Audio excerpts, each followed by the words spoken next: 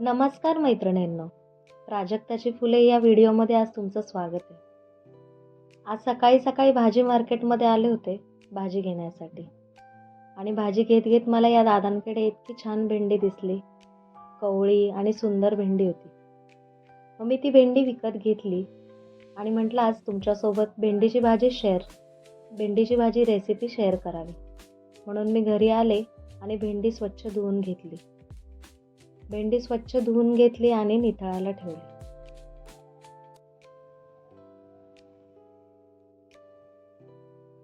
निथळायला ठेवली आणि प्रत्येक भेंडी मी स्वच्छ एक एक कोरडी करून घेतली. जर आपण ओली भेंडी कापली तर ती भेंडीची भाजी चिकट होते, म्हणून आपल्याला प्रत्येक भेंडी कोरडी करून घ्यायची. मग आपण प्रत्येक भेंडीची भाजी कट करून घेणार आहोत. भेंडी कट करून घेतली. भेंडी कट करत असताना खूप बारीक पण नाही करायची आणि खूप मोठी पण नाही ठेवायची, मीडियम आकाराचीच कापायची. आणि मी प्रत्येक भाजी कापून घेतली. आता आपण मसाल्याची तयारी करतो. मसाल्यासाठी थोडेफार शेंगदाणे घेऊन भाजून घेतले आणि सुकं खोबरं 2 ते 3 चमचे घेतले.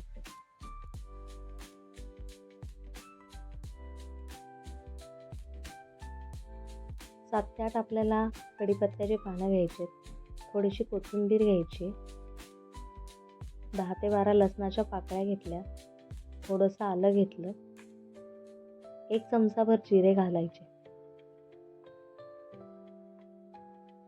1 ते 1.5 चमचा आपल्याला लाल तिखट,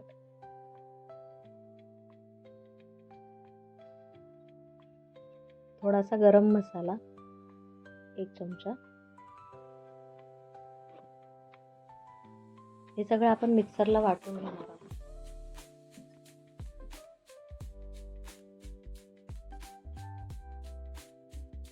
वाटताना एवढी काळजी घ्यायची की आपल्याला मसाला फार बारीक पण नाही करायचा आणि फार जाड पण नाही ठेवायचा.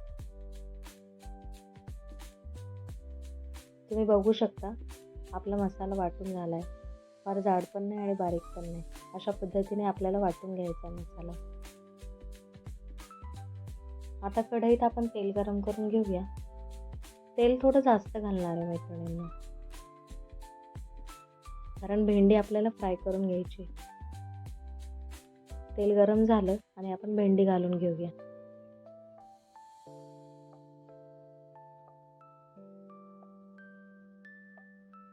तेलावर अशी भेंडी आपल्याला फ्राय करून घ्यायची, म्हणजे आपली भेंडी कुरकुरीत होईल.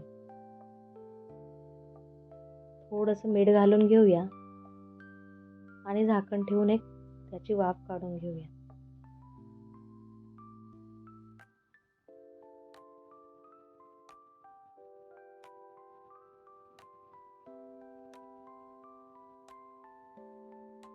आता 5 मिनिटं वाफ घेतल्यानंतर बघू शकता आपली भेंडी छान फ्राय व्हायला तयार झाली.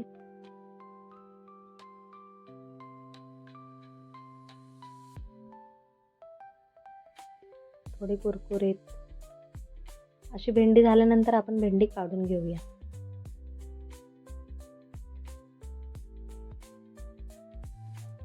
इथेच आपली अर्धी भेंडी थोडीफार शिजून झालेली आहे. आता त्याच तेलात आपल्याला थोडंसं आणखीन तेल घालून आपण जो वाटून घेतलेला मसाला आहे तो फ्राय करून घ्यायचा आहे. सुक्कं खोबरं थोडं आपलं कच्चं असल्यामुळे थोडं परतून घेऊया आपण त्याच्यात हा मसाला.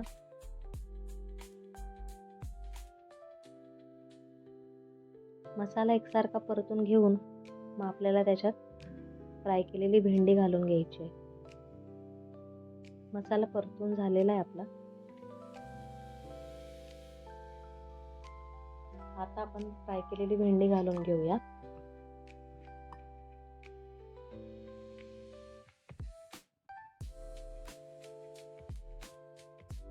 मसाला आणि भेंडी एकजीव होईल त्या पद्धतीने आपण त्यांना मिक्स करून घेऊया.